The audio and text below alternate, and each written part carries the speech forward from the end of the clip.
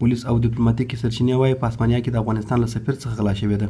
د پولیسو یوه ویاندوی نن دوشنبه وویل چې پر مسعود خلیلي د یکشنبې په ورځ د بارسلونا ښار د مرکزي برخې په یوه کوڅه کې د غلو له لوري حمله وشوه او ویې وهه چې له کبله یې نومړی پر ځمکه ولوېد. په پلازمینه مادرید کې د افغانستان سفارت وایي چې د سفیر مسعود خلیلي پښه جوړه شوې خو نور ښه دی. پولیس وایي چې غلو له مسعود خلیلي څخه سات وړی دی. مسعود خلیلي په 2001 میلادي کال د تخار ولایت په بهاودین ولسوالۍ کې په هغه چاودنه کې سخت ژوبل شوی و چې پخوانی جهادي قومندان احمدشاه مسعود پکې ووژل شو. ښاغلی خلیلي له رغېدو راوروسته په تېرو 18 کلونو کې په بېلابېلو هیوادونو کې د سفیر په توګه کار کړی دی.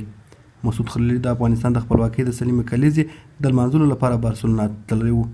په بارسلونا کې دا پیښه په داسې حال کې کېږي چې د اروپا په دې ښار کې جرمونه خورا زیات شوي او په وروستیو کې د دې ښار ځینې جنایي پیښې د نړۍ د خبرونو په سرټي کې بدلې شوي دي. د جولای له میاشتې څخه تر اوسه پورې په دې ښار کې 8 قتلونه شوي چې په اروپا او هسپانیا کې تر ټولو زیات شمېر دی. بارسلونا د اروپا یو له هغو لومړۍ درجه ښارونو څخه چې ډېر سیلانیان ورځي.